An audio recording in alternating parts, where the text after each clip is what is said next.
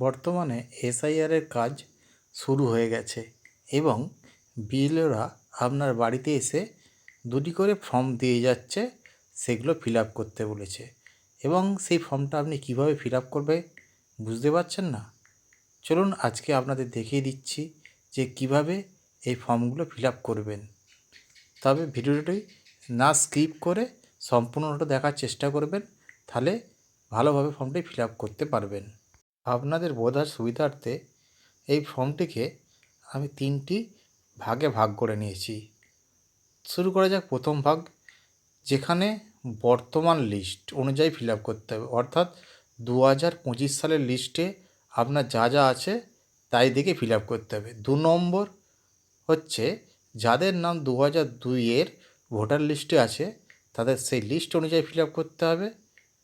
আর যাদের 2002-এর লিস্টে নাম নেই তাদের 3 নম্বরটা ফিল আপ করতে হবে। তাহলে বুঝতে পারছো, 2002-এর মানে 2 নম্বর স্টেপটা যেটা ফিল আপ করতে হবে যাদের 2002-এর নাম আছে তাদের জন্যে। আর 3 নম্বরটা যাদের 2002-এর নাম নেই, 3 নম্বরটা যে তাদের জন্যে। ঠিক করে বোঝাতে পারলাম?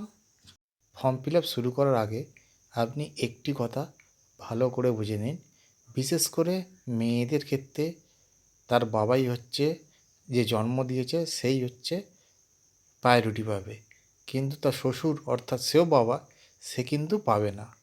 ঠিক আছে, এবার ফর্ম ফিল আপ করা শুরু করা যাক। তাহলে এবার আমরা স্টেপ 1 মানে 1 নম্বর ফর্মটা ফিল আপ করবো। 1 নম্বর ফর্মে যা লেখা হবে 2025 সালের আপনার ভোটার লিস্ট বা বর্তমান যে ভোটার কার্ড আছে তার অনুযায়ী।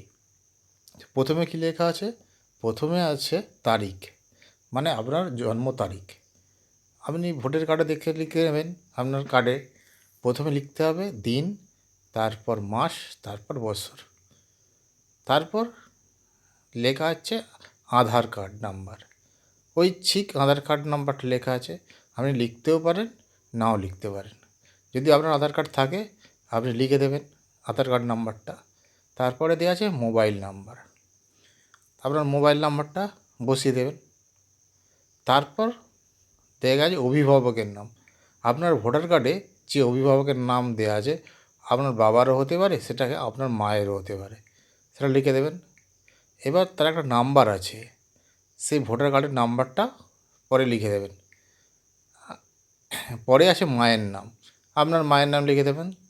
তারপরে লেখা আছে তার ভোটার কার্ড নাম্বার, তার ভোটার কার্ড নাম্বারটা লিখে দেবেন। ঠিক আছে, পরে লেখা আছে আপনার স্বামীর বা ছেলেদের ক্ষেত্রে স্ত্রীর নাম, আর মেয়েদের ক্ষেত্রে স্বামীর নাম, তা লিখে দেবেন। আর তার পরে লেখা আছে তার ভোটার কার্ড নাম্বার, এটা বসিয়ে দেবেন। দিলে আমাদের প্রথম স্টেপ অর্থাৎ 1 নম্বর স্টেপটা কমপ্লিট হবে। আমরা 2 নম্বর স্টেপটা ফিল আপ করা শুরু করব। শুরু করার আগে একটি কথা ভালোভাবে শুনে রাখুন যে এটা কারা ফিল আপ করবে। যাদের 2002 সালে লিস্টে নাম আছে একমাত্র তারাই এটা ফিল আপ করবে, অন্য কেউ ফিল আপ করবে না। তাহলে এটা এখানে প্রথমেই রেখেছে নিজের নাম, মানে যার নামে আছে সেই তার নামটা লিখতে হবে। নিজের ভোটার কার্ডের নাম্বার, তার যেটা ভোটার কার্ড নাম্বার যারা সেটা লিখতে হবে। আত্মীয় বলতে ওই ভোটার কার্ড নাম্বারে লিস্টে যেটা নাম আছে, ভোটার লিস্টে 2002 সালে ভোটার লিস্টে তার বাবা কিংবা মায়ের যার নাম আছে সেটা লিখতে হবে। সম্পর্ক, এখানে সম্পর্কটা হবে নিজ। ঠিক আছে, পরেরটা জেলা, যে জেলা লিখে দেবেন। তারপরে রাজ্যের নাম, ওটা পশ্চিমবঙ্গ লিখতেই হবে। এবার বিধানসভা কেন্দ্র, যার যেটা বিধানসভা কেন্দ্র সে সেটা লিখবে। তো বিধানসভা একটা অংশ নাম্বার, ক্রমিক নাম্বার, এগুলো আপনারা 2002-এর ভোটার লিস্ট থেকে করবেন। আর 2002-এর ভোটার লিস্ট যদি না আপনাদের কাছে থাকে তাহলে আপনি আমার চ্যানেলে এসে ভিজিট করে নেবেন, কীভাবে 2002 সালের ভোটার লিস্ট ডাউনলোড করবে তার সম্পূর্ণ তথ্য দেয়া আছে।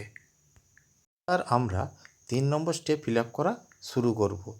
শুরু করার আগে আপনারা ভালো করে বুঝে নিন এটা কারা ফিল আপ করবে। যাদের নাম 2002 সালের ভোটার লিস্টে নেই তারাই একমাত্র এটা ফিল আপ করবেন।